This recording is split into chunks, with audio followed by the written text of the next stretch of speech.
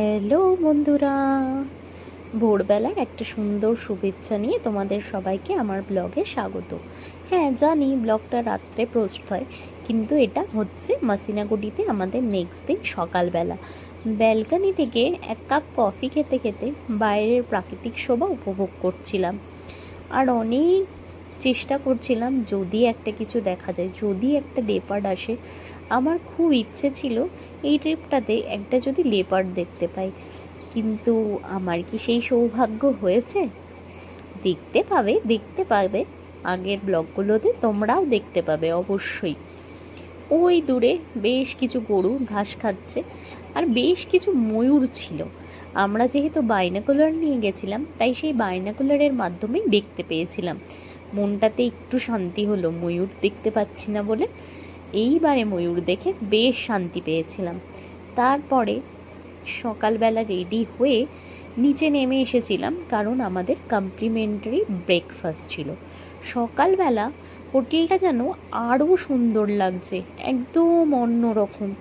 সূর্যের আলোটা এসে পড়ছে, বড় বড় গাছ, চারিদিক সবুজ, আর বিভিন্ন রকমের ফুলে চারিদিক সুন্দর একটা সাজিয়ে গুছিয়ে রাখা। একটু বেশ ঠান্ডা ঠান্ডা ভাব ছিল, জ্যাকেট সোয়েটার পরতেই হয়েছিল। আর মেয়েকে তো অলওয়েজ প্রোটেকশনে রাখতেই হয়। মনের মধ্যে একটাই ভয়, যদি ঠান্ডা লেগে যায়। আর ওই দূরে পাহাড়টা দেখো, এখন বেশ আবছা হয়ে রয়েছে। আর এই ফুলগুলো সামনের এই জায়গাটাকে আরও সুন্দর করে তুলেছে।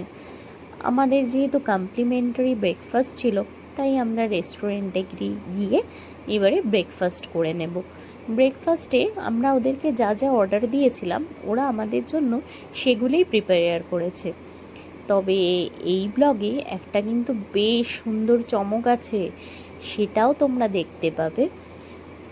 একটা নতুন কিছু কুকিং হচ্ছে যে, সেটা তোমাদের অবশ্যই জানাবো, যার জন্য আমাদের এই ট্রিপটা, ঘুরতে আসাটা। তো সেটা কি তোমরা কেউ গেস করতে পারবে? না না, পারবে কি করে, তোমাদের পারার কথাও নয়। কিন্তু তোমরা আমার ব্লগগুলো আরও দেখতে থাকো, দেখবে বেশ সুন্দর একটা সেলিব্রেশন আছে।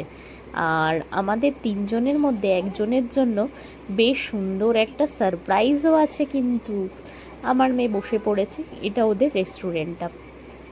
আমাদেরকে ওয়াটারমেলন জুস দিয়ে গেছে।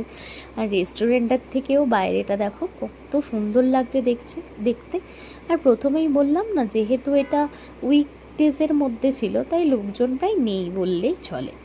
তো আমরা যেগুলো অর্ডার করেছিলাম তার মধ্যে একটা ছিল হচ্ছে পোঙ্গল। এটা আমার ভীষণ পছন্দের একটা সাউথ ইন্ডিয়ান ডিশ। এটা হচ্ছে নারকেলের চাটনি, আর সাম্বারটা ছিল অসম্ভব সুন্দর খেতে।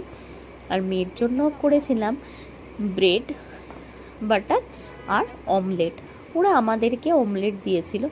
যাই হোক, আমরা বেশ ভালো করে খাবার দাবার শেষ করে এবার একজনের জন্য সারপ্রাইজ রেডি করার পালা। জিনিসগুলো দেখে হয়তো বুঝতেই পারছো, সব বাড়ি থেকে রেডি করে নিয়ে এসেছি। কিন্তু পরের ব্লগটায় সেলিব্রেশনটা কি হচ্ছে সেটা দেখতে পারবে। আজকে এখানেই শেষ করলাম, পরের ব্লগটা কিন্তু অবশ্যই দেখো। চলো, টাটা।